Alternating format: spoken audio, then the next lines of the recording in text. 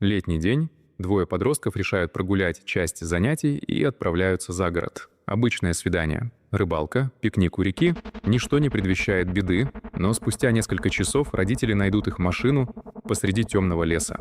А еще через несколько минут начнется расследование, которое не смогут раскрыть больше 40 лет. 9 июня 1977 года. Орегон. 16-летние Лиана Аданг и Эрик Голдстрэнд строят планы на лето. Впереди каникулы, свобода и целая жизнь. Никто из них не знает, что этот день станет последним. Они встречались уже несколько месяцев. Друзья говорили, что они идеально подходят друг другу. Эрик всегда был душой компании. Лиана обожала лошадей и мечтала о будущем. Они были обычной счастливой парой. Именно поэтому эта история до сих пор кажется такой жестокой. После обеда подростки отправляются в загородный парк. Место хорошо знакомо местным жителям. Лес, река, несколько площадок для пикника и почти полное отсутствие людей ближе к вечеру. Они обещают вернуться домой до ночи, но часы идут, солнце садится, а Эрик и Лиана так и не появляются. Сначала родители не придают этому значения, потом начинают волноваться. Около 10 вечера тревога перерастает в страх. Родители Эрика садятся в машину и сами отправляются на поиски. Они уверены, что всему виной старый пикап сына. Но правда оказывается намного страшнее. На парковке парка их встречает автомобиль Эрика. Он заперт. Внутри лежат его вещи. Бумажник, куртка. Но самих подростков нигде нет. Они начинают звать сына по имени. Снова и снова. В ответ только лесная тишина. Такая тишина, которую невозможно забыть. Через некоторое время на место приезжает полиция. Офицеры предполагают, что подростки могли заблудиться. Но родители сразу отвергают эту версию. Эрик знал эти места практически наизусть. С фонарями полицейские начинают прочесывать территорию. И вскоре луч света выхватывает из темноты нечто странное. Нечто, что навсегда изменит это расследование. Полицейские подходят ближе. И почти сразу понимают. Произошло нечто ужасное. На земле лежит молодая девушка. Неподвижно. Без признаков жизни.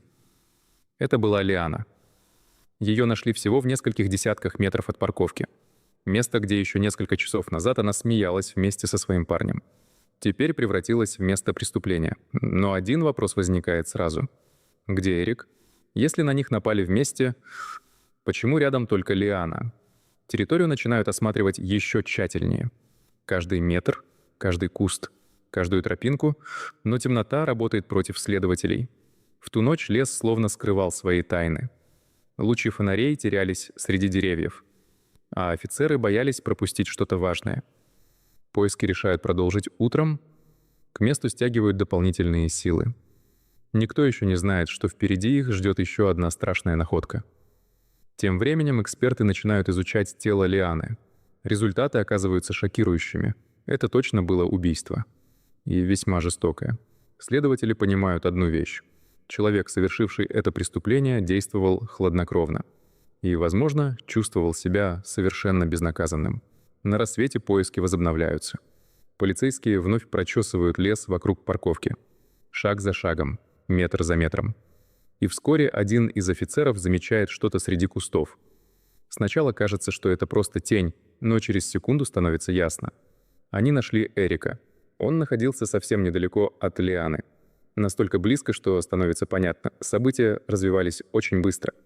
Теперь у полиции нет никаких сомнений, они расследуют не исчезновение и даже не одно убийство. Перед ними двойное убийство. С этого момента дело приобретает совершенно другой масштаб.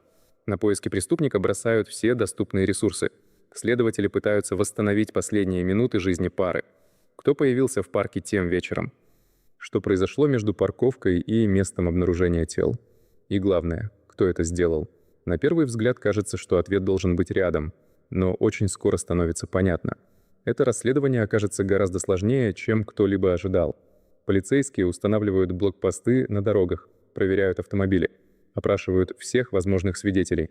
Но проходит день, потом еще один. И никаких серьезных зацепок так и не появляется. Чем больше детективы изучают место преступления, тем сильнее ощущение, что убийца буквально растворился в воздухе. Никаких очевидцев нападения, никакого подозрительного транспорта, Никаких следов спешного бегства, словно преступник заранее продумал каждый шаг. Но одна улика все же остается, небольшая, почти незаметная. И именно вокруг нее спустя годы будет строиться вся надежда на раскрытие этого дела. Криминалисты продолжают изучать место преступления час за часом, день за днем, надеясь найти хоть что-то, что приведет их к убийце. И однажды им все же удается обнаружить интересную деталь. Один отпечаток пальца. Всего один. Проблема заключалась в другом. Никто не знал, принадлежит ли он преступнику или обычному посетителю парка.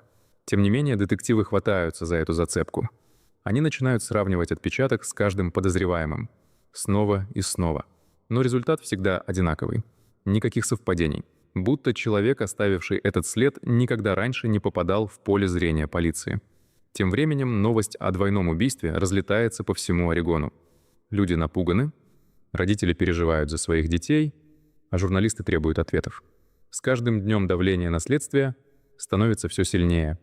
Но громкие заголовки не помогают раскрывать преступления. Нужны факты, а их катастрофически не хватает. Полицейские начинают проверять владельцев оружия 22-го калибра. Список оказывается огромным. Сотни фамилий, сотни проверок, сотни тупиков. Параллельно они изучают окружение Лианы и Эрика. Друзей, соседей, одноклассников.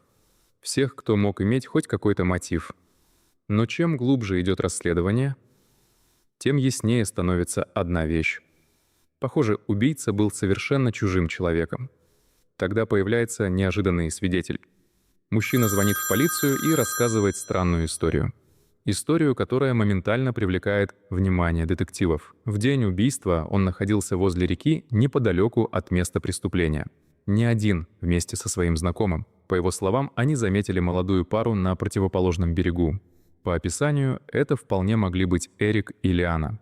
Но дальше свидетель рассказывает нечто тревожное.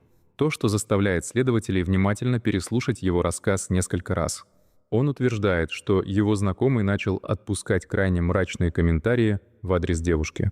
Причем говорил об этом совсем не как о шутке. После этого детективы немедленно заинтересовались этим человеком. Его биография оказалась далеко не идеальной. Конфликты, агрессия, проблемы с законом. И самое главное — доступ к оружию. Впервые за долгое время у следствия появляется человек, который действительно выглядит подозрительно. Его вызывают на допрос. Именно здесь многие ожидали первого серьезного прорыва. Но все идет совсем не по плану. Мужчина категорически отрицает свою причастность. А самое неприятное для следователей начинается дальше. Его отпечатки пальцев не совпадают с найденным следом. Ни одной общей детали. У полиции по-прежнему остаются подозрения. Но подозрений недостаточно для обвинения. Без доказательств даже самая правдоподобная теория остается лишь теорией, и детективы вынуждены отпустить мужчину. Со временем появляются новые подозреваемые.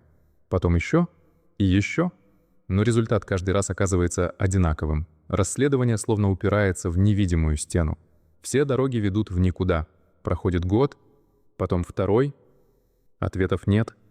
Семьи жертв продолжают ждать. Следователи продолжают искать. Но надежда постепенно начинает угасать. В какой-то момент дело перемещают в архив, туда, где лежат сотни других нераскрытых преступлений. Для большинства людей эта история постепенно становится воспоминанием, старой газетной статьей, очередной неразгаданной тайной. Но спустя почти 2 десятилетия развитие технологий неожиданно подарит этому делу второй шанс. Именно тогда расследование начнется заново. В 1995 году дело снова достают из архива. Прошло 18 лет, сменились поколения следователей, изменились технологии. Но убийца все еще оставался на свободе. На этот раз у полиции появляется то, чего не было в 70-х. ДНК-анализ. Технология, способная оживить даже самые безнадежные расследования. Эксперты извлекают биологический образец, найденный на месте преступления много лет назад. Удивительно, но улика сохранилась. И теперь могла, наконец, заговорить. Лаборатория создает генетический профиль преступника. Впервые у следствия появляется что-то действительно конкретное. Не теория, не догадка, а научный факт. Детективы немедленно загружают профиль в базу ФБР. Они ждут совпадения. ждут имя, ждут прорыв.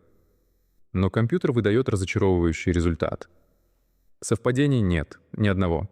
Это означало только одно. Либо убийца никогда не попадал в поле зрения полиции, либо его ДНК просто отсутствовала в системе.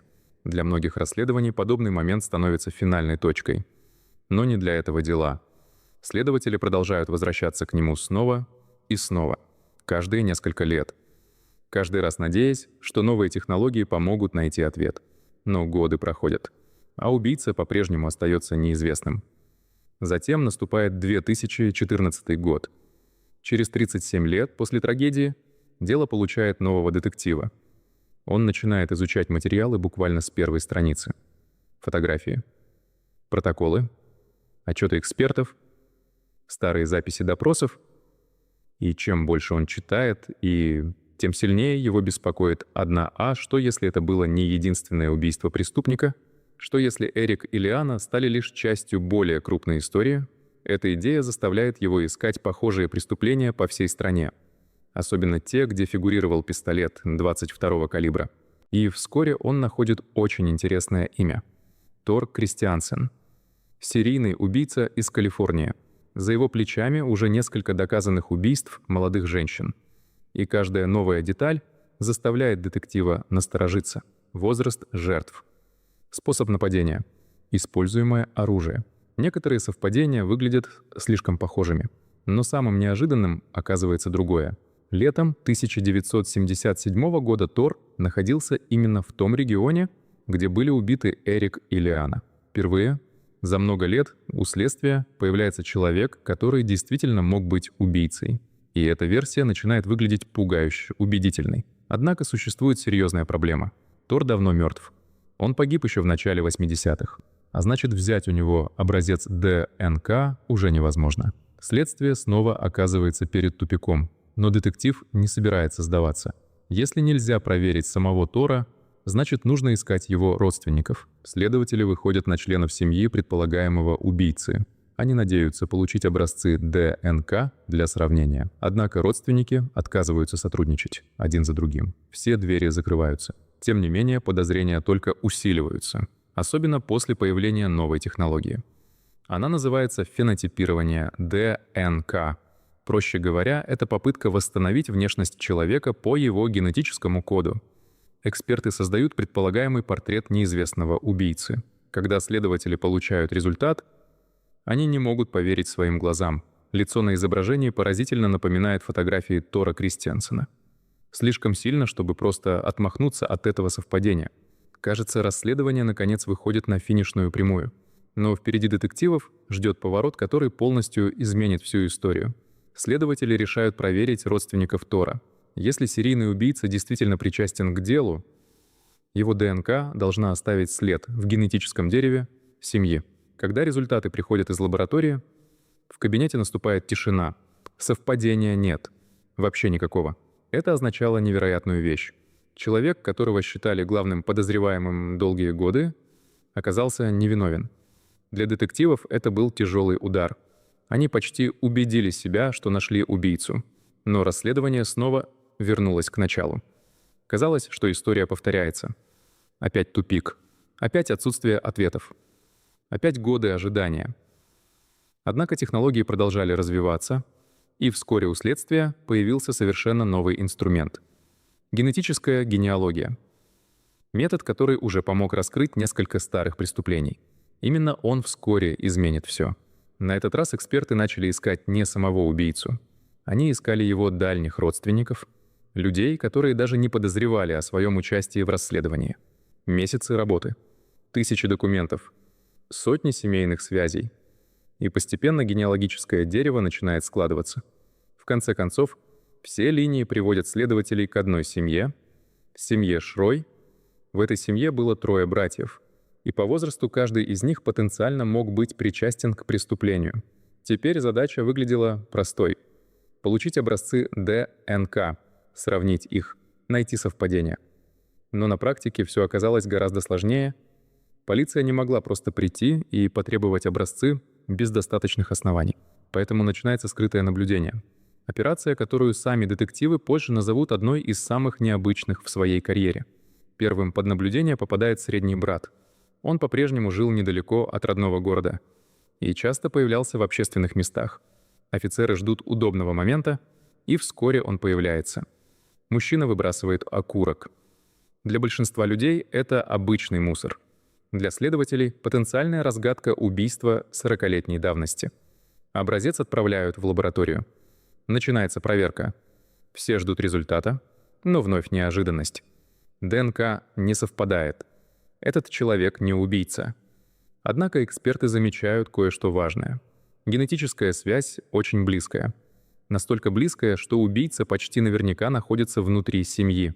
Теперь остаются только два брата, и внимание следствия переключается на них. Один из них практически сразу отпадает. Во время убийства он служил в армии и находился далеко от Орегона. Таким образом, круг сужается до одного человека — Рональда Шроя. И чем больше детективы узнают о его прошлом, тем тревожнее становится картина. Драки, нападения, обвинения в сексуальном насилии, агрессивное поведение на протяжении многих лет. Кажется, что все дороги наконец приводят к нему. Но появляется новая проблема. Рональд живет в закрытом районе Аризоны, практически не выходит из дома и почти не оставляет возможности получить образец ДНК незаметно. Недели превращаются в месяцы, месяцы — в годы. Но полиция продолжает ждать. Следователи уже начинают готовить документы для получения судебного ордера. До разгадки остается совсем немного. Но именно в этот момент происходит событие, которого не ожидал никто. Событие, которое навсегда изменит финал этой истории. 24 февраля 2021 года. Главный детектив получает неожиданный звонок. Новость оказывается настолько внезапной, что сначала он даже не верит услышанному. Рональд Шрой мертв. Человек, которого следствие считало главным подозреваемым. Человек, к которому они подбирались годами. По иронии судьбы, это происходит именно тогда, когда расследование находится ближе к разгадке, чем когда-либо раньше. Согласно официальной версии, между Рональдом и его младшим братом произошла ссора. Обычный семейный конфликт. Ничего необычного. Но через несколько секунд после того, как разговор закончился, раздался выстрел. Когда брат вошел в комнату, Рональд уже был мертв. Так завершилась жизнь человека, которого полиция подозревала в двойном убийстве почти полвека спустя после преступления. Для следователей эта новость вызывает смешанные чувства.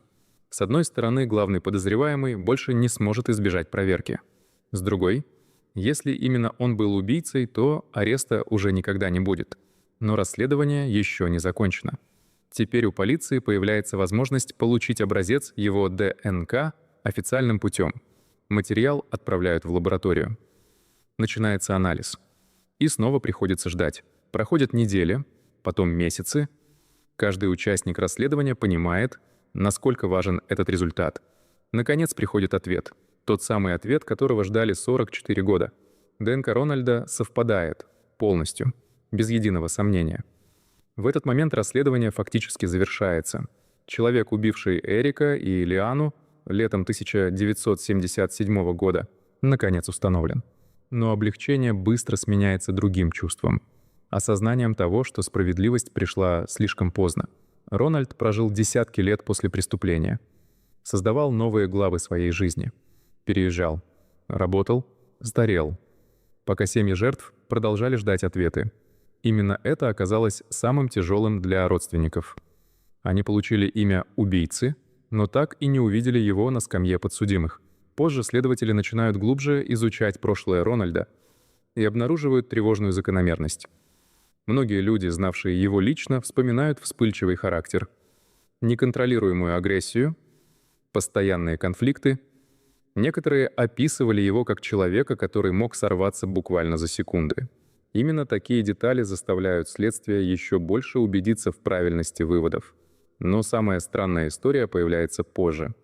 После разговора с младшим братом Рональда он рассказывает о разговоре, который произошел за несколько лет до смерти брата. Тогда они смотрели передачу о раскрытии старых преступлений через ДНК. В программе рассказывали о новых генетических технологиях, о том, как преступников находят спустя десятилетия, даже если они никогда не были в базе данных полиции. Во время просмотра младший брат сказал, что однажды хотел бы пройти такой тест ради поиска дальних родственников. Обычная фраза. Ничего особенного. Но реакция Рональда оказалась неожиданной. Он резко разозлился. Начал кричать. И потребовал никогда этого не делать. В тот момент брат не понял причины такой реакции.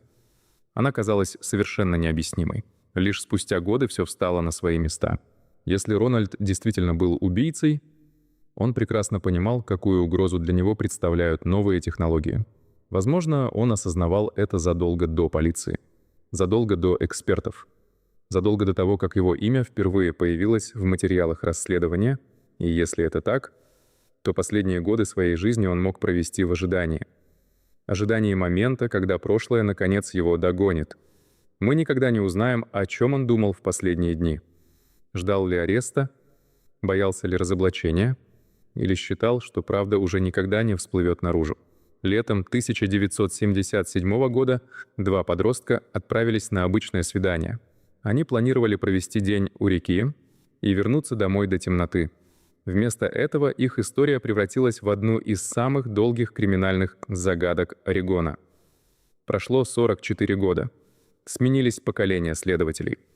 Появились технологии, о которых никто даже не мечтал в момент преступления. Именно они сделали то, что не смогли сделать тысячи допросов и десятки лет расследования. Они заставили прошлое заговорить и доказали, что некоторые тайны могут скрываться десятилетиями, но не вечно.